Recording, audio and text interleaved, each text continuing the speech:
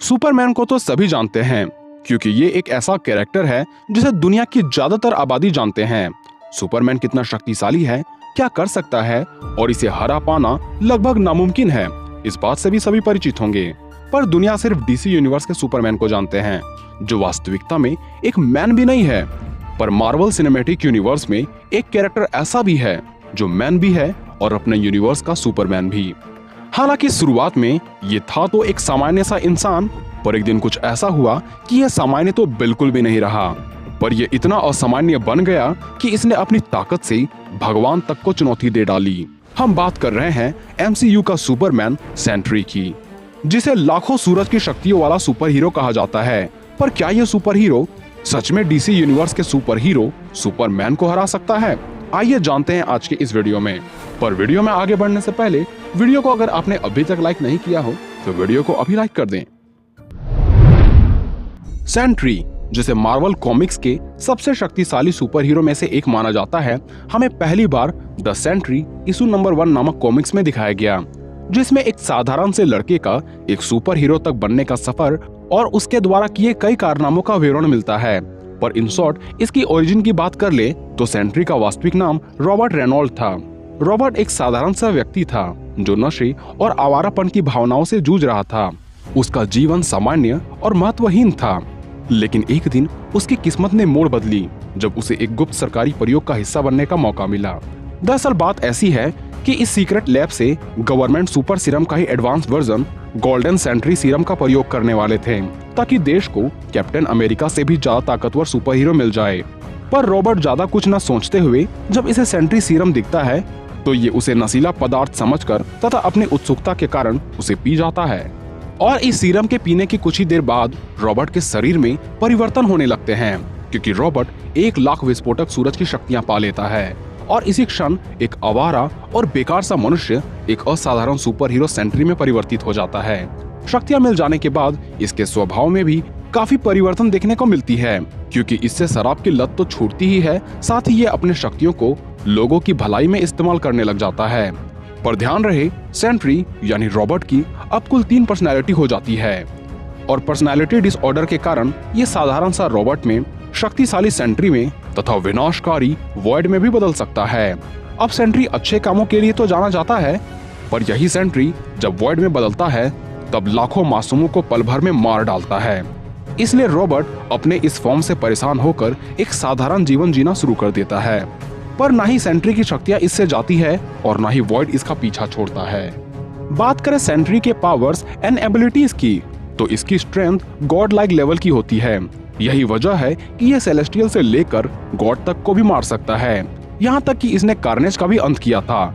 Durability के मामले में भी इसका कोई जवाब नहीं, क्योंकि इसने तो वर्ल्ड वॉर हल्क के भी पंचेस को सहा है और सेंट्री के अलावे वर्ल्ड वॉर हल्क को रोकने की ताकत किसी में भी नहीं थी। यहाँ तक कि जिस म्योल्नियर के हमले से प्लैनेट्स तक नष्ट हो जाते हैं, उसे सेंट्री आसानी से झेल लेता है। और तो और इसने खुद को ब्लैक होल में भी जिंदा रख लिया था। साफ शब्दों में कहा जाए तो ये अमर है, क्योंकि इसकी हीलिंग फैक्टर डेडपूल और वुल्वरिन से भी काफी फास्ट होती है। ये बिना भोजन, पानी और हवा के भी जिंदा रह सकता है और सुपरमैन की तरह ही अपनी आंखों से एनर्जी ब्लास्ट शूट कर सकता है। और इसके आंखों से निकलने वाली बीम इतनी घातक होती है कि इससे हल्के भी त्वचा को छेद किए जा सकते हैं। ये सुपरमैन की ही तरह लाइट की स्पीड से उड़ सकता है, पर जो बात इसे सुपरमैन से अलग बनाती है वो ये है कि ये मैटर एंड एनर्जी को भी मैनिपुलेट कर सकता है। किसी भी चीजों को बिना छुए परमाणु लेवल तक के उसके टुकड़े कर सकता है। इसके अलावे इसके पास टेलीकिनेसिस, टेलीपोर्टेशन और टेलीपैथी जैसे सुपर पावर्स है और कुछ हद तक यह रियलिटी को भी बदल कर रख सकता है। यहाँ तक कि इसे खुद नहीं पता कि इसकी कितनी पावर्स है और उसे कैसे इस्तेमाल किया जाए, क्योंकि इसने अपनी ही पत्नी को मारकर उसे पुनः जिंदा कर दिया था, पर वो भूल जाता है कि उसने ये ऐसा कैसे किया। वहीं बात करें सुपरमैन की, तो कालेल अपने प्लेनेट का लास्ट सर्वाइवर था, जिसे इसके पिता जोएल ने धरती पर एक स्पेसशिप में भेजा था और ये स्पेसशिप एक किसान के घर पर जाकर रुकी थी और वो फैमिली कालेल को अपनाकर इसका नाम क्लार्क देते हैं। साथ ही वो संस्कार सिखाएं जिससे ये लोगों की भलाई के लिए ही काम करता है। अब था तो ये एक क्रिप्टोनियन, पर लंबे समय तक येलो सनलाइट के एक्सपोजर के कारण इसमें इतनी शक्तियां आ जाती है जिसकी कोई सीमा नहीं। इसकी स्ट्रेंथ की बात कर ले तो ये इतना ताकतवर है कि इसने अपनी शक्ति से धरती को भी हिला दिया था, यहाँ तक कि धरती के ही जितने भार को 6 दिनों तक बेंच प्रेस किया था, और इसमें भी इसे बस एक बूंद पसीना आया। स्ट्रेंथ के अलावे इसकी स्पीड भी लाजवाब की होती है, क्योंकि यह लाइट की स्पीड या उसे भी एक्सीड कर सकता है, और अपने इस शक्ति का यह बैटल में भी बखूबी इस्तेमाल करना जानता है। इसके अलावे इसके पास सुपर सेंसेस भी है, जिनमें सुपर हियरिंग, माइक्रोस्कोपिक विजन जैसी शक्तियां समाहित है। और अपनी सुपर स्पीड से अगर एक बार इसने किसी से टकराया तो उससे उत्पन्न होने वाली तबाही की आप कल्पना भी नहीं कर सकते, क्योंकि उससे infinite level of energy generate होगी, जिससे प्लेनेट भी टकरा जाए तो उसका नष्ट होना तय है। पर दूसरों को मारने के लिए ये अक्सर अपने आंखों से छोड़ी जाने वाली सुपर हीट बीम का इस्तेमाल करता है, जिसका तापमान सूरज के तापमान के बराबर होती है। और इसकी ड्यूरेबिलिटी तो इतनी होती है कि इसने तो डार्क साइड, एंटी मॉनिटर और डूम्सडे के पंचेस को भी सरवाइव किया है।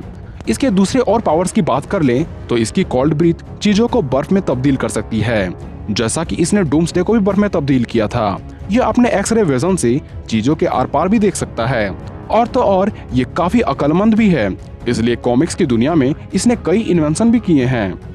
अब दोनों सुपर हीरोज की कमजोरियां भी हैं, जिनमें सबसे पहले सेंट्री की बात कर ले तो ये अपने शक्तियों को कभी कभी भूल जाता है, और इसकी सबसे बड़ी कमजोरी है एंटी मैटर, क्योंकि इसके एक्सपोजर से ये काफी कमजोर पड़ने लगता है। वहीं सुपरमैन का दुश्मन है लाल सूरज, पर इसके मौत का कारण बस क्रिप्टोनाइट बन सकता है।